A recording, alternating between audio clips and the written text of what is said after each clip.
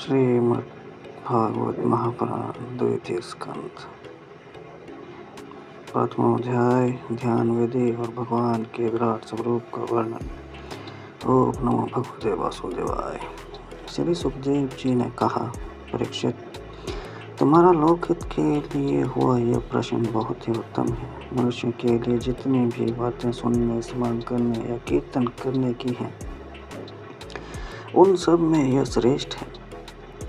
आत्मज्ञानी महापुरुष ऐसे प्रश्न का बड़ा आदर करते हैं। राजेंद्र, जो गृहस्थ घर के काम धंधों में उलझे हुए हैं, अपने स्वरूप को नहीं जानते, उनके लिए हजारों बातें कहने, सुनने एवं सोचने करने की रहती हैं। उनकी सारी उम्र यूं ही बीत जाती है। उनकी रात नींद या स्त्री प्रसंग से कटती है और दिन धन की हाय हाय या कुटुंबियों के भरण पोषण में समाप्त हो जाता है।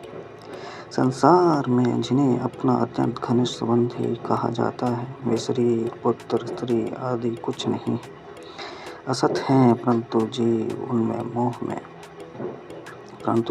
उनके मोह में ऐसा पागल सा हो जाता है कि दिन रात उनको मृत्यु का ग्रास होते देख कर भी चेतता नहीं।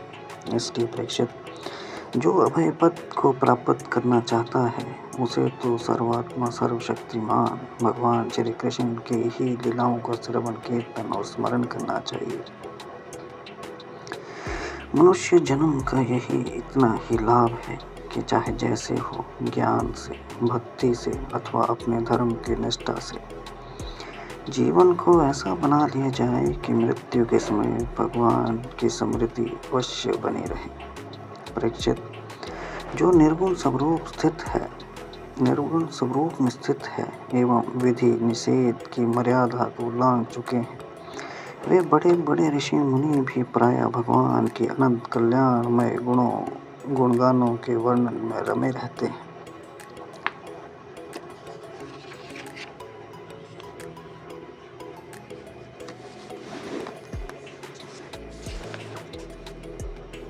द्वापर के अंत में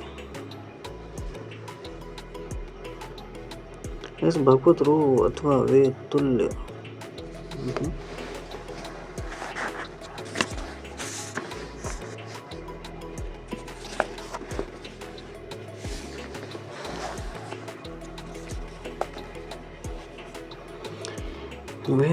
श्रीमद्भागवत आम के महापुराण का अपने पिता श्री कृष्ण द्वैपायन से मैंने अध्ययन किया था।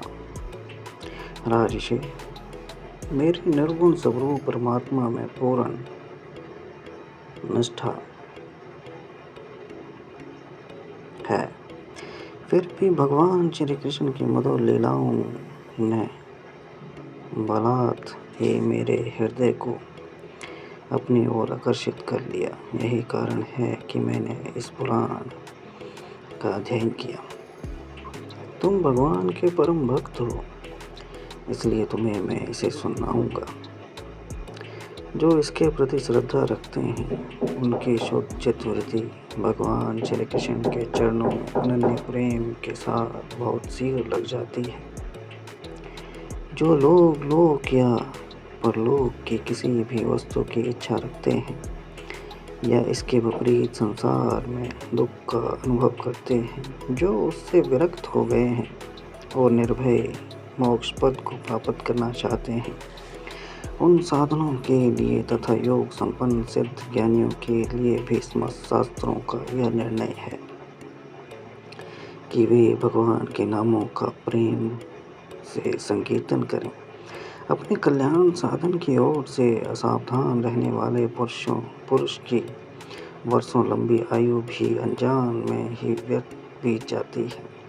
उससे क्या लाभ? सावधानी से ज्ञान पूर्वक बिताई गई घड़ी, 2 घड़ी भी श्रेष्ठ है, क्योंकि उसके द्वारा अपने कल्याण की चेष्टा तो की जा सकती है। राजर्षि, खड्गवांग अपनी आयु की समाप्ति का समय जानकर 2 घड़ी में ही सब कुछ त्याग कर भगवान के अभय पद को प्राप्त हो गए। परीक्षित, अब तो तुम्हारे जीवन की अवधि 7 दिन की है। इस बीच में ही तुम अपने परम कल्याण के लिए जो कुछ करना चाहिए सब कर लो। मृत्यु का समय आने पर मनुष्य घबराए नहीं। उसे चाहिए कि वह वैराग्य के शस्त्र से शरीर और उससे संबंध रखने वालों के प्रति ममता को काट डाले। धैर्य के साथ घर से निकलकर पवित्र तीर्थ के जल में स्नान करे और पवित्र तथा एकांत स्थान में विधि पूर्वक आसन लगाकर बैठ जाए। तत्पश्चात परम पवित्र इन 3 मात्राओं से युक्त प्रणव का मन ही मन जप करे। प्राणवायु को वश में करके मन का दमन करे और एक क्षण के लिए भी प्रणव को ना भूले। बुद्धि की सहायता से मन के द्वारा इंद्रियों को उनके विषयों से हटा ले और कर्म की वासनाओं से चंचल हुए मन को विचार के द्वारा रोककर भगवान के मंगलमय रूप में लगाए। स्थिर चित्त से भगवान के श्री विग्रह में से किसी एक अंग का ध्यान करे। इस प्रकार एक एक अंग का ध्यान करते करते विषय वासना से रहित मन की पूर्ण रूप से भगवान में ऐसा तल्लीन कर दे कि फिर और किसी वस्तु का ध्यान ही ना हो। वही भगवान विष्णु का परम पद है, जिसे प्राप्त करके मन भगवत प्रेम में आनंद से भर जाता है, भगवत प्रेम रूप आनंद से भर जाता है।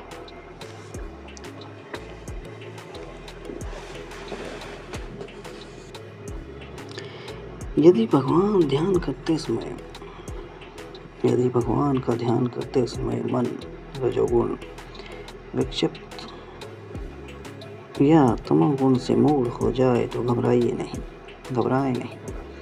धैर्य के साथ योग धारणा के द्वारा उसे वश में करना चाहिए, क्योंकि धारणा उक्त दोनों गुणों के दोषों को मिटा देती है।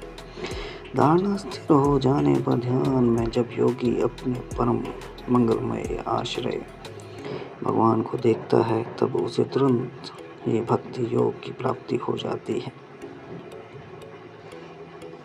परीक्षित ने पूछा, ब्राह्मण, धारणा के साधन से किस वस्तु में किस प्रकार की जाती है और उसका क्या स्वरूप माना गया है, जो शीघ्र ही मनुष्य के मन का मैल मिटा देती है?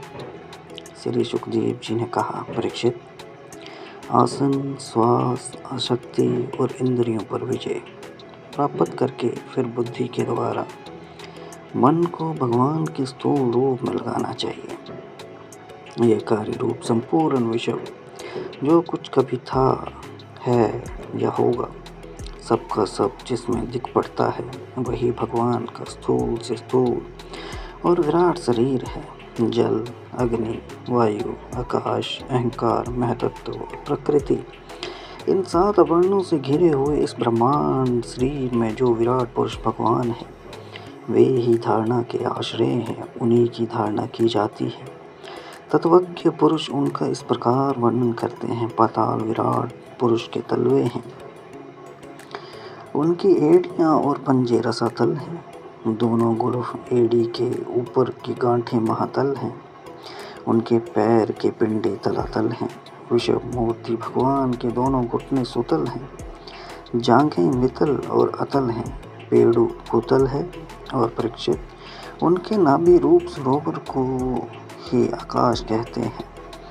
आदि पुरुष परमात्मा की छाती को स्वर्गलोक, गले को महलोक, मुख को जनलोक और ललाट को तपोलोक कहते हैं।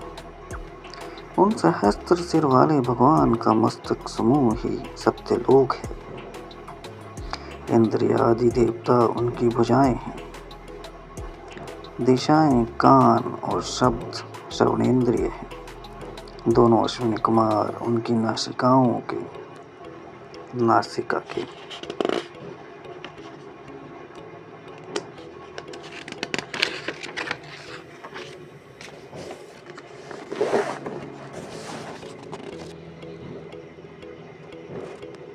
छिद्र है। गंध घ्राण इंद्रिय है और धधकती हुई आग उनका मुख है। भगवान विष्णु के नेत्र अंतरिक्ष हैं उनमें देखने की शक्ति सूर्य है, दोनों पलकें रात और दिन है। उनका भ्रू विलास ब्रह्मलोक है, तालु जल है और जीवा रस। वेदों को भगवान का ब्रह्मरंध्र कहते हैं और यम को दाढ़ें। सब प्रकार के सने दांत हैं और उनकी जगमोहिनी माया को ही उनकी मुस्कान कहते हैं। यह अनंत सृष्टि उनकी उसी माया कटाक्ष विपेक्ष है। लज्जा ऊपर का होंठ और लोभ नीचे का होंठ है। धर्म स्तन और अधर्म पीठ है। प्रजापति उनके मुतेंद्रिय हैं।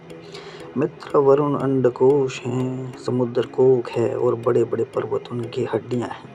राजन, विषम मूर्ति विराट पुरुष की नाड़ियां नदियां हैं। वृक्ष रोम है। परम प्रबल वायु श्वास है।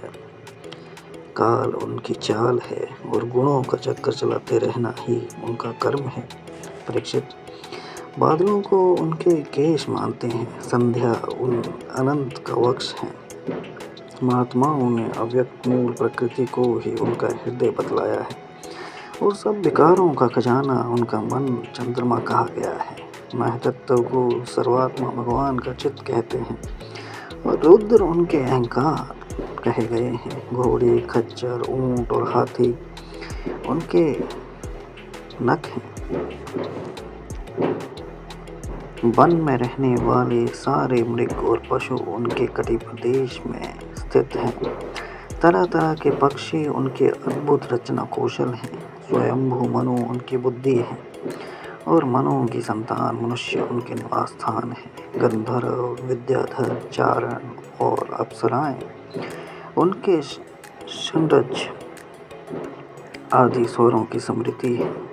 दैत्य उनके वीर हैं। ब्राह्मण मुख, क्षत्रिय भुजाएं, वैश्य जंघाएं और शूद्र उनके विराट पुरुष के चरण हैं। विविध देवताओं के नाम से जो बड़े बड़े द्रव्यमय यज्ञ किए जाते हैं वे उनके कर्म हैं। परीक्षित, विराट भगवान के स्थूल शरीर का यही स्वरूप है, सो मैंने तुम्हें सुना दिया। इसी में मुमुक्षु पुरुष बुद्धि के द्वारा मन को स्थिर करते हैं, क्योंकि इससे भिन्न और कोई वस्तु नहीं है।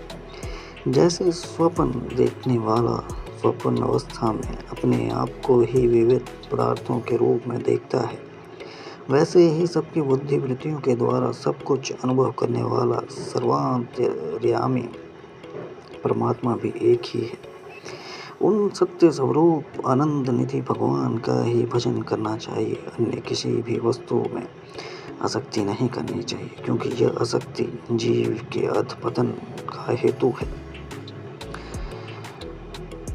इति श्रीमद्भागवते महापुराणे पारमहंस्यां संहितायां द्वितीय स्कन्धे महापुरुष संस्थान वर्णे प्रथमोऽध्यायः।